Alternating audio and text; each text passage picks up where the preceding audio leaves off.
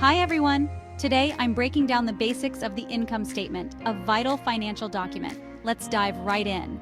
An income statement, sometimes known as a profit and loss statement, shows a company's revenues and expenses over a specific period. Essentially, it tells us how much money a company makes and spends. First up, let's talk about gross profit. Gross profit is calculated by subtracting the cost of goods sold, or COGS, from total revenue.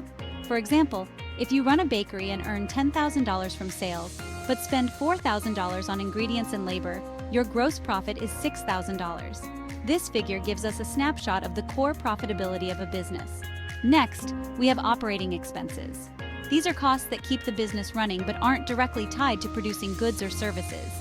Think rent, utilities, salaries, and marketing. If your bakery spends $1,500 on rent and $500 on utilities, those amounts are part of your operating expenses. Now let's get into EBITDA, or earnings before interest, taxes, depreciation, and amortization. EBITDA gives a view of a company's profitability from core operations, excluding costs like interest and taxes. It's a good indicator of operational performance. Moving on, EBT stands for earnings before interest and taxes. You calculate EB by subtracting operating expenses from gross profit. If your bakery's gross profit is $6,000 and operating expenses total $2,000, then your EBIT is $4,000. This measure helps us understand a company's earning power before financial and tax obligations. Finally, let's discuss net income, which is often called the bottom line. Net income is what remains after all expenses, including interest and taxes, have been deducted from total revenue.